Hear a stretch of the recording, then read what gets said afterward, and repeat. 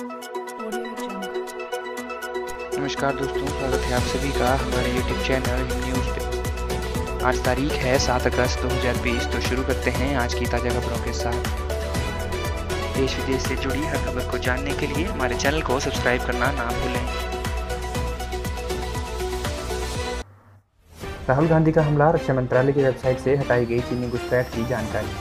पूर्वी लद्दाख में चीन के साथ पर मोदी सरकार के खिलाफ लगातार आक्रामक रुख अपनाए राहुल गांधी ने रक्षा मंत्रालय के एक हालिया दस्तावेज के हवाले से सवाल किया है कि प्रधानमंत्री आखिर झूठ क्यों बोल रहे हैं। हालांकि अब उस दस्तावेज को रक्षा मंत्रालय की वेबसाइट से हटा लिया गया है। दस्तावेज में पहली बार आधिकारिक तौर पर यह स्वीकार किया गया था कि चीनी सैनिकों ने मई में पूर्वी लद्दाख के भारतीय क्षेत्र में घुसपैठ की थी और मौजूदा गतिरोध अभी और लंबा खींचेगा। वेबसाइट से दस्तावेज हटाए जाने के बाद राहुल गांधी ने एक बार फिर ट्वीट कर प्रधानमंत्री मोदी पर हमला बोला है। राहुल ने दागा, सवाल क्यों झूठ बोल रहे हैं प्रधानमंत्री। दरअसल पिछले महीने गलवान घाटी में भारत और चीन के सैनिकों के बीच हुई खूनी झड़प के बाद प्रधानमंत्री नरेंद्र मोदी ने कहा था कि ना तो कोई भारतीय क्षेत्र में घुसा था और ना ही कोई अभी तक घुसा हुआ है। राहुल गांधी पीएम मोदी के इसी बयान को लेकर उन पर झूठ बोलने का आरोप लगा रहे हैं।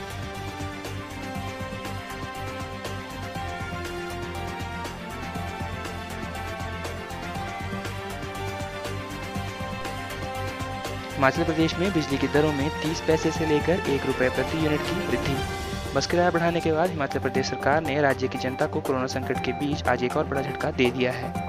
अब उसने 30 पैसे से लेकर 1 रुपये प्रति यूनिट तक बिजली की दरें बढ़ाने का फैसला लिया है। राज्य विद्युत विभाग में संयुक्त निदेशक अनुराग शर्मा ने आज यह जानकारी देते हुए बताया कि राज्य मंत्रिमंडल द्वारा घरेलू उपभोक्ताओं को बिजली बिलों पर दी जाने वाली सब्सिडी बढ़ाने के फैसले के बाद विद्युत नियामक आयोग ने बिजली की नई दरों में वृद्धि की है। ये नई दरें 1 जुलाई से लागू होंगी। उन्होंने कहा कि सरकार द्वारा बिजली सब्सिडी घटाए जाने के बाद ही नियामक आयोग को बिजली दरें संशोधित करनी पड़ रही है। आयोग ने नई बिजली दरों का 3 स्लैब में बांटा है। खपत के अनुसार हर स्लैब की यूनिट का अलग अलग से शुल्क वसूला जाएगा।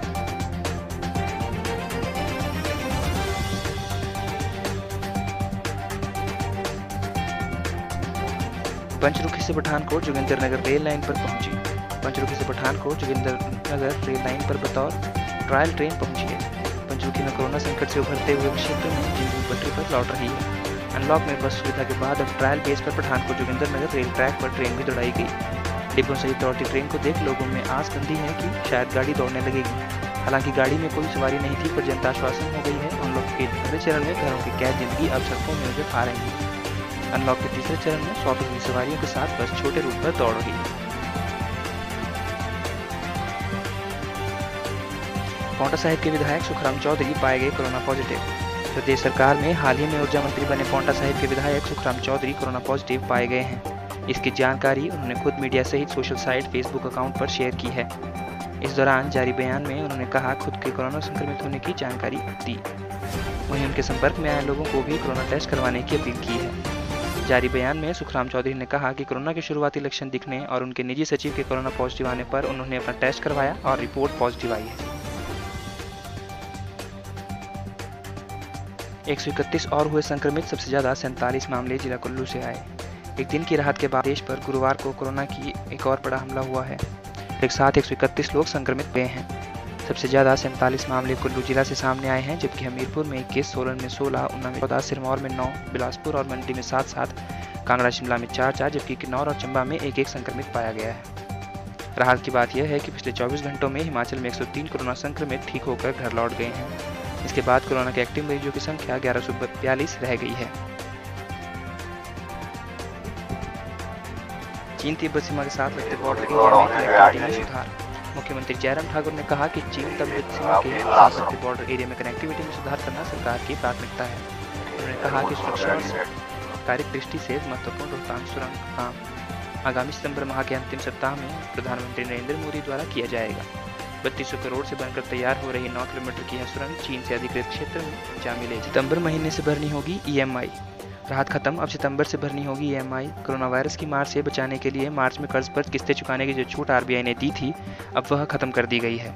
यानी सितंबर से हर लोन पर किस्त चुकानी होगी, वरना आपका क्रेडिट स्कोर प्रभावित हो सकता है। हालांकि बैंकों को लोन रिस्ट्रक्चरिंग की अनुमति दी गई है। बैंक भी चाह रहे थे कि लोन रिस्ट्रक्चर करने की मिले।